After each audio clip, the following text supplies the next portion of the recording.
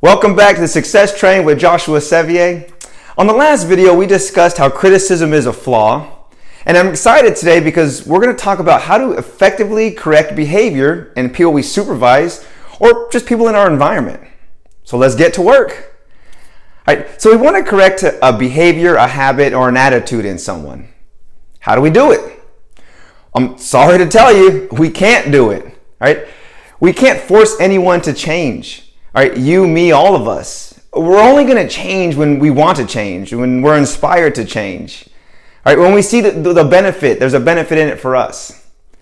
So as leaders, what we can do and what we should do is let's find ways to inspire people to change. And we're going to talk about that. Now, most of us, we can only do what we've been taught. And most of us have been taught to, as leaders, to openly criticize, to negatively write up, and to threaten.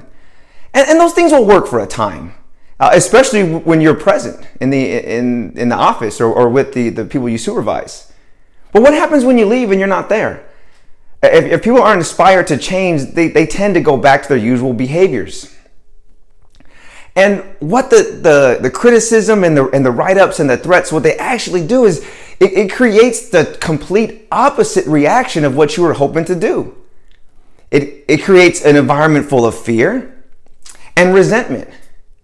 And that fear and resentment will travel through your team or organization through a process called transference of feelings.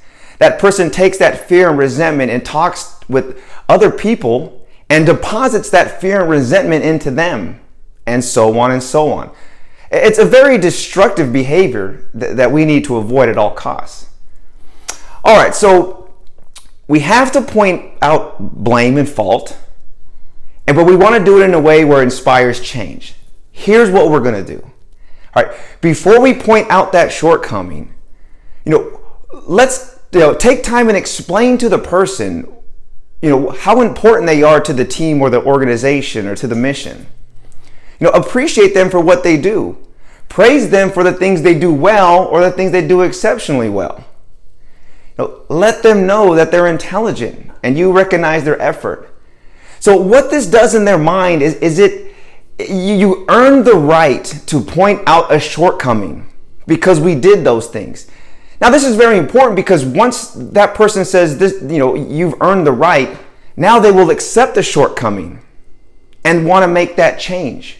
They say, this person recognized my effort. I'm smart. I'm important. He recognized all the things I do well for this company. I don't want to let them down. I really want to improve in this area that they said I'm not doing as well. Right? Be specific in your praise. Mr. Smith, you came up with that idea and you brought it to the team. You formulated it well. It was how to increase production. And it was done so well, we're going to put part of that into our operating procedure. So be as specific as you can. A tip right here, we have to be careful because we cannot use the word but. Avoid it. And Mr. Smith, you had that idea, you brought it to the team about how to increase production, and we're going to put it into our operating procedure. But we're still slightly disappointed because your numbers aren't as high as we'd like them to be over here. What we just said is, we're happy with what you did here, but we're actually more upset with what you're failing at right here. And you just negated the praise. Or you had a chance to inspire and we didn't do so. What we need to do is bring the person in as a partner to develop ways to correct the behavior. We use statements such as, how do you think we can? Or what can we do together to?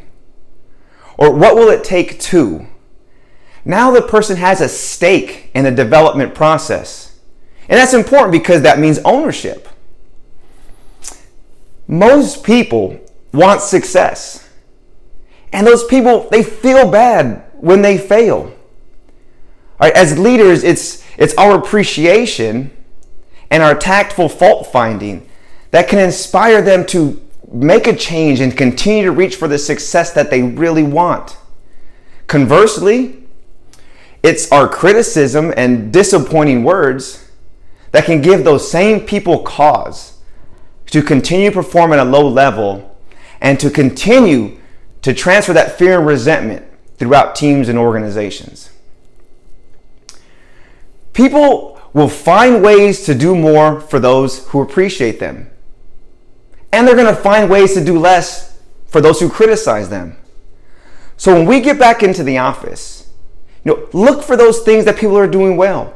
Look for opportunities to praise them, to give them appreciation before we point out that fault. Let's inspire. Leaders inspire. So let's get out there. Let's inspire change, right? Let's show them what's in it for them. I hope you learned something today, and I hope you go make it a fantastic day. Thank you.